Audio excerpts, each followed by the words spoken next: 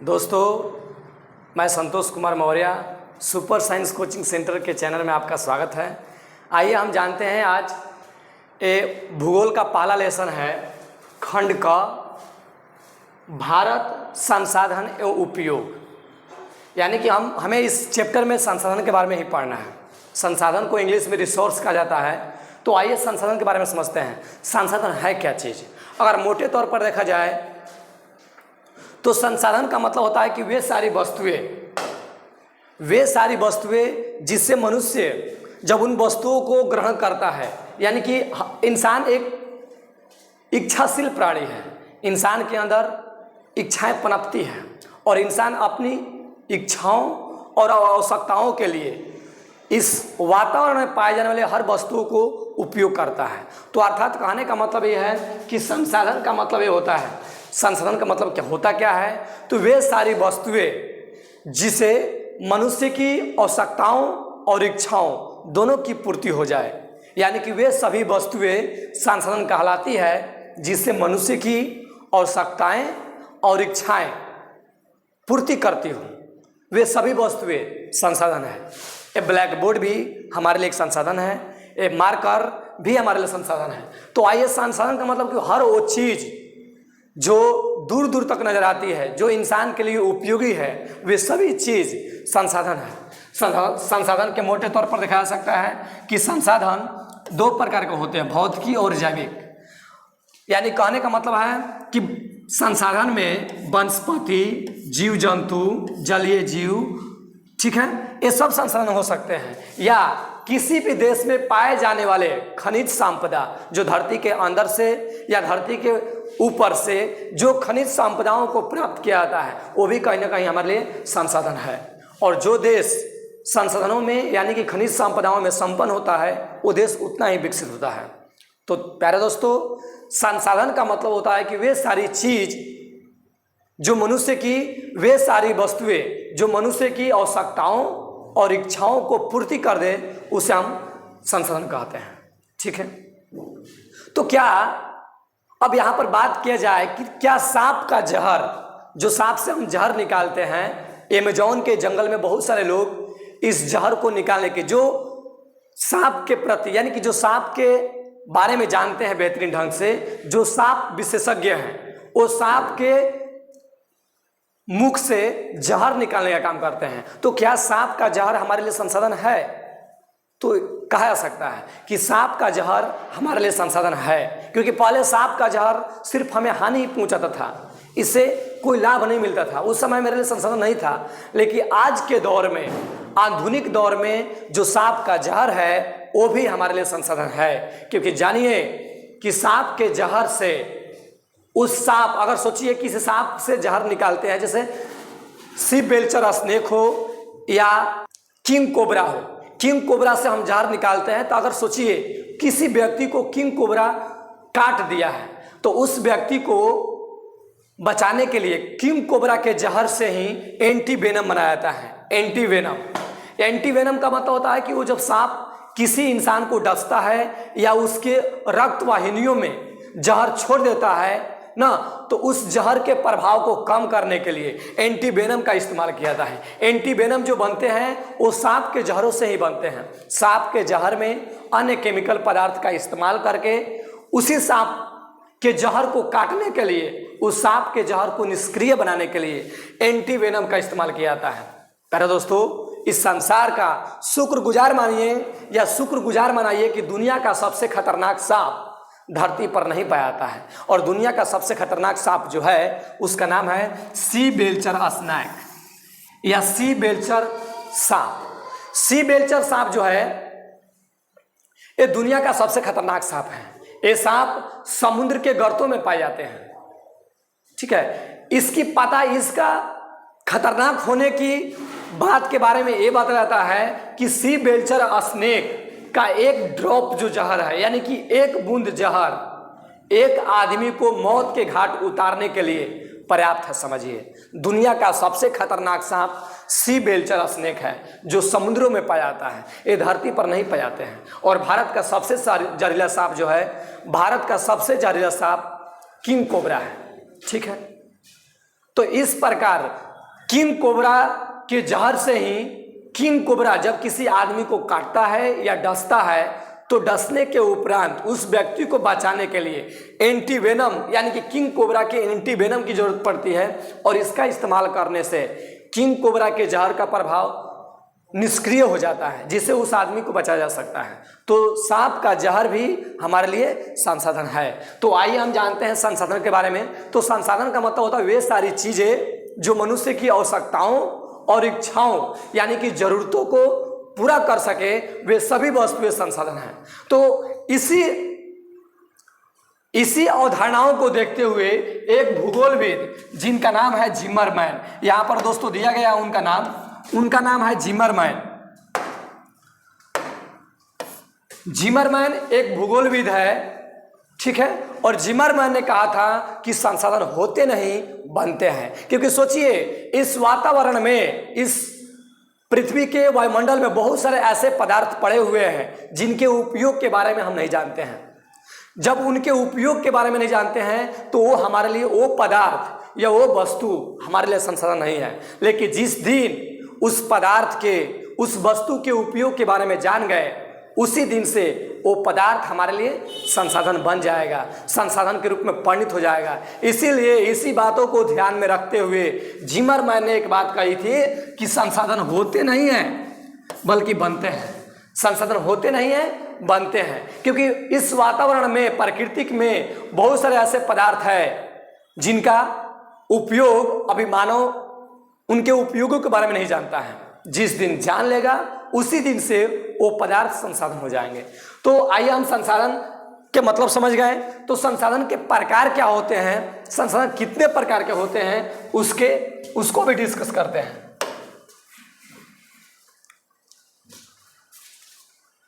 तो संसाधन की प्रकार का आधार दिया गया। पहला, उत्पत्ति के आधार पर संसाधन दो प्रकार के होते हैं। उत्पत्ति के आधार पर संसाधन जो होते हैं वो दो प्रकार के होते हैं, जैव संसाधन, अजैव संसाधन। उपयोगिता के आधार पर यानी कि उपयोग करने के आधार पर संसाधन जो होते हैं वो दो प्रकार के होते हैं, एक नवीकरणीय संसाधन, एक अनवीकरणीय संसाधन। और तीसरा आधार जो दिया है वो स्वामित्व के आधार पर दिया है। स्वामित्व का मतलब होता है अधिकार। अधिकार करने के आधार पर संसाधन जो होते हैं वो यहाँ पर इस रूप में दिया गया है, व्यक्तिगत संसाधन, सामुदायिक संसाधन, राष्ट्रीय संसाधन और अंतर्राष्ट्रीय संसाधन। ये सब तो आइए हम सबको एक एक करके जानते हैं।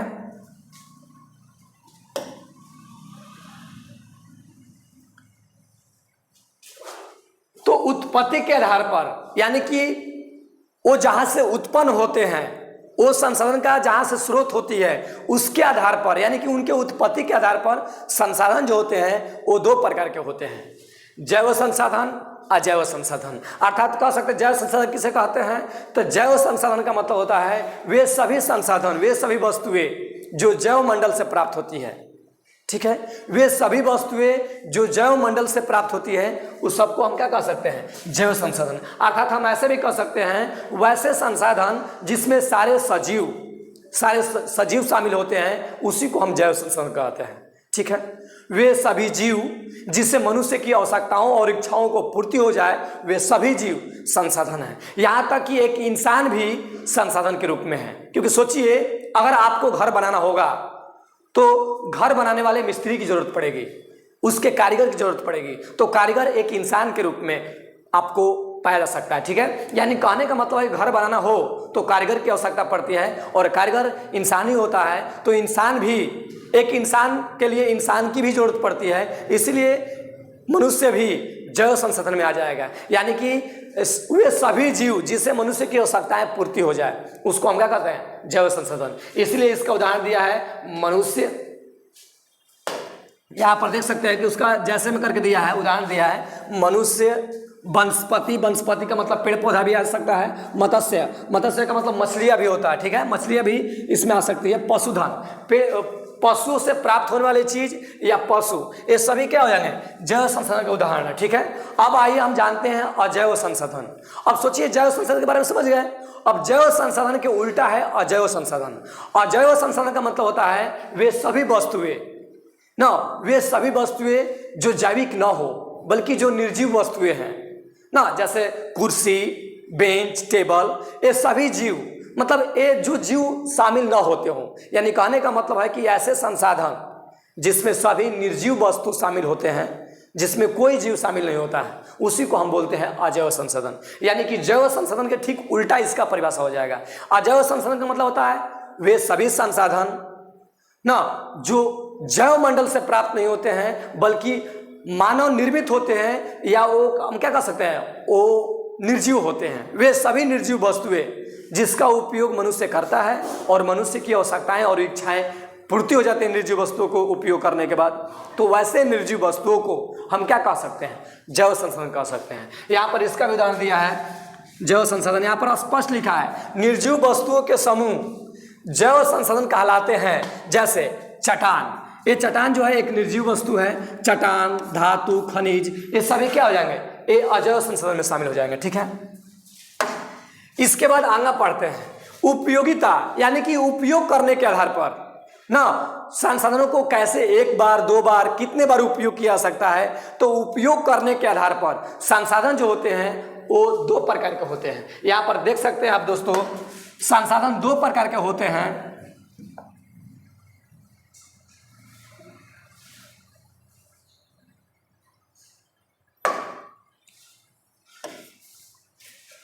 उपयोग करने के आधार पर संसाधन जो होते हैं दो प्रकार के होते हैं। एक होते हैं नवीकरणीय संसाधन।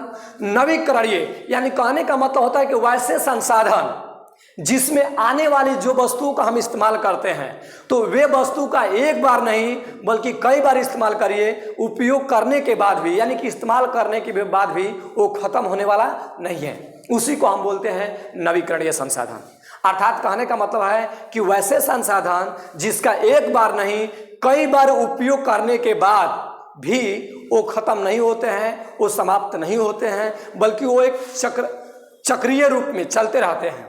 ठीक है, उसी को हम बोलते हैं नवीकरणीय संसाधन। जैसे देखिए इसका उदाहरण हो जाएगा सौर ऊर्जा। जब तक सूर्य रहेगा तब तक सूर्य से ऊर्जा प्राप्त की जा सकती है, यानी कि सौर ऊर्जा कभी समाप्य संसाधन नहीं है, यानी कि इसकी कभी समाप्ति नहीं हो सकती है। तो सौर ऊर्जा हो सकता है, पवन ऊर्जा, यानी कि हवाएं जब तक चलेगी तब तक इन हवाओं को ऊर्जा के रूप में इस्तेमाल किया जा सकता है। तो यहाँ पर दिया है नवीकरणीय संसाधन का मतलब होता है वे सभी संसाधन, वे सभी संसाधन जिसका एक बार नहीं कई बार भी उपयोग करिए तो उपयोग करने के बाद वो संसाधन खत्म नहीं होते हैं, तो वैसे संसाधन को हम क्या बोलते हैं, नवीकरणीय संसाधन। इसका उदाहरण है सौर ऊर्जा, पवन ऊर्जा, जल विद्युत, यानी कि पानी से जो विद्युत उत्पन्न किया जाता है, जब तक पानी प्रवाह करेगा, यानी कि जब तक जल का प्रवाह होगा तब तक उन जल प्रवाह से हम बिजली उत्पन्न कर सकते हैं, यानी कि पानी से बिजली को उत्पन्न किया जा सकता है। अर्थात ये सभी जो है नवीकरणीय ऊर्जा का उदाहरण है, नवीकरणीय संसाधन कह सकते हैं। नवीकरणीय संसाधन का उदाहरण है। दूसरा है अनवीकरणीय। अब सोचिए नवीकरणीय का मतलब समझ गए होंगे दोस्तों, तो नवीकरणीय के उल्टा होता है अनवीकरणीय।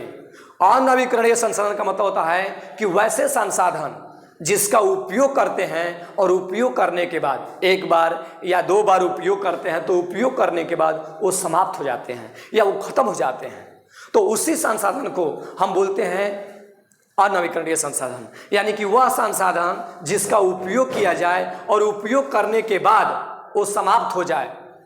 ठीक है, यानी कि एक बार समाप्त हो जाएगा तो फिर दोबारा हम उसको इस्तेमाल नहीं कर सकते हैं, तो वैसे संसाधन को हम बोलते हैं अनवीकरणीय संसाधन। जैसे देखिए जीवाश्म ईंधन, यानी कि जो सागर महासागरों से, समुद्र से जो जीवाश्म ईंधन प्राप्त किया जाता है, जो पेट्रोलियम प्राप्त किया जाता है, और एक बार पेट्रोलियम का उपयोग किया जाए वाहनों में, तो पेट्रोलियम जब यूज हो जाएगा तो फिर उस यूज पेट्रोलियम को पुनः प्राप्त नहीं कर सकते हैं। यानी कहने का मतलब है कि जो किरोसिन, जो डीजल, पेट्रोल का एक बार इस्तेमाल होता है, तो एक बार इस्तेमाल होने के बाद वो समाप्त हो जाते हैं, फिर उन्हें दोबारा इस्तेमाल नहीं कर सकते हैं, तो वैसे संसाधन को हम बोलते हैं अनवीकरणीय संसाधन। ये चक्रीय रूप में नहीं चलते हैं, जबकि नवीकरणीय संसाधन जो है चक्रीय रूप में भी चलते हैं। कोई दिक्कत? यानी कि वह संसाधन जिसको एक बार इस्तेमाल करने के बाद वो खत्म हो जाते हैं, समाप्त हो जाते हैं, वैसे संसाधन को हम अनवीकरणीय संसाधन कहते हैं। कोई दिक्कत?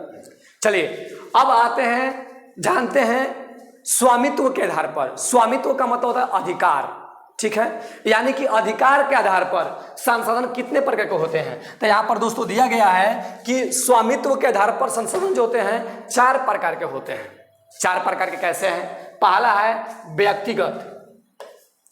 व्यक्तिगत संसाधन। देखिए, व्यक्तिगत का अर्थ ही होता है पर्सनल, यानी कोई आदमी का अगर कोई पर्सनल संपत्ति हो तो उसी को हम बोलते हैं व्यक्तिगत संसाधन। अर्थात कहने का मतलब यह है कि वह संसाधन वे सभी वस्तुएं जिस पर मात्र एक व्यक्ति का अधिकार होता है। अगर उन वस्तुओं को इस्तेमाल करना है तो आपको उस व्यक्ति से इजाजत लेना पड़ेगा। तो वैसे संसाधन या वैसे वस्तुओं को हम बोलते हैं व्यक्तिगत संसाधन। यहां पर पढ़ सकते हैं वैसे संसाधन, यहां पर लिखा गया है इसका डिफिनेशन व्यक्तिगत संसाधन में। वैसे संसाधन किसी खास व्यक्ति के अधिकार क्षेत्र में होता हो जिसके बदले में वे सरकार को लगान भी चुकाते हो, जैसे भूखंड, घर एवं अन्य जायदाद ना, जिस पर किसी एक निजी व्यक्ति का अधिकार होता है, तो उन संसाधनों को हम कह सकते हैं व्यक्तिगत संसाधन। अगर व्यक्तिगत संसाधन को समझना है तो आपका घर, अगर सोचिए मेरा घर है तो मेरे घर पर सिर्फ मेरा ही अधिकार है, तो मेरा घर जो है मेरे लिए एक व्यक्तिगत संसाधन है।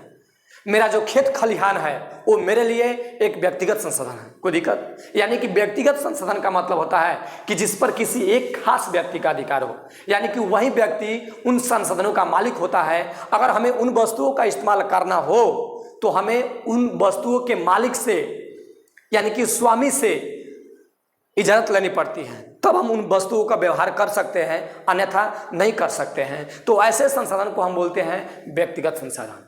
कोई दिक्कत? चलिए आइए अगला जानते हैं। अगला जो है सामुदायिक संसाधन। सामुदायिक का अर्थ होता है समुदाय। समुदाय का मतलब होता है कोई खास लोगों का समूह। यानी कहने का मतलब है कि सामुदायिक संसाधन का मतलब हम कह सकते हैं कि वैसे संसाधन जिस पर किसी खास व्यक्तियों के समूह का बोध होता हो या उसके अधिकार क्षेत्र में आते हो। ठीक है, यानी कि वैसे संसाधन जिस पर किसी खास व्यक्तियों के समूहों के अधिकार क्षेत्र में आते हो, वैसे संसाधन को हम बोलते हैं सामूहिक संसाधन। जैसे देखिए, मस्जिद, मंदिर हो या मस्जिद हो या गुरुद्वारा हो, ये सब क्या हो जाएगा? सामुदायिक संसाधन हो जाएगा। मस्जिद में जितने इस्लाम भाई के लोग, मतलब जितने मुस्लिम भाई हैं, मस्जिद में जितने मुस्लिम भाई हैं, सब मुस्लिम भाई मस्जिद में जाते हैं, नमाज पढ़ते हैं, उनका एक अधिकार क्षेत्र में आता है। ठीक है, तो मस्जिद मुसलमान भाइयों के लिए एक सामुदायिक संसाधन है। हिंदू भाइयों के लिए मंदिर जो है एक सामुदायिक संसाधन है। गुरुद्वारा जो है सिख भाइयों के लिए एक सामुदायिक संसाधन है। अर्थात कहने का मतलब यह है कि मंदिर, मस्जिद, गुरुद्वारा में कोई खास लोगों के समूह ही वहां पर जाते हैं और उसका उपयोग करते हैं। उसी संसाधन को हम बोलते हैं सामुदायिक संसाधन। यहां पर देख सकते हैं, इसका कई उदाहरण दिया गया है। मंदिर, मस्जिद, कोई खास प्रकार के पार्क हो, ठीक है, सार्वजनिक पार्क हो, पिकनिक स्थल हो, खेल का मैदान हो, ठीक है, गुरुद्वारा, गिरजाघर, ये सब ऐसे संसाधन हैं जिनको सामुदायिक संसाधन में रखा जा सकता है, क्योंकि इन संसाधनों पर किसी खास समुदाय के लोगों का ही हक होता है, अधिकार होता है। इसीलिए इसे सामुदायिक संसाधन कहा गया है।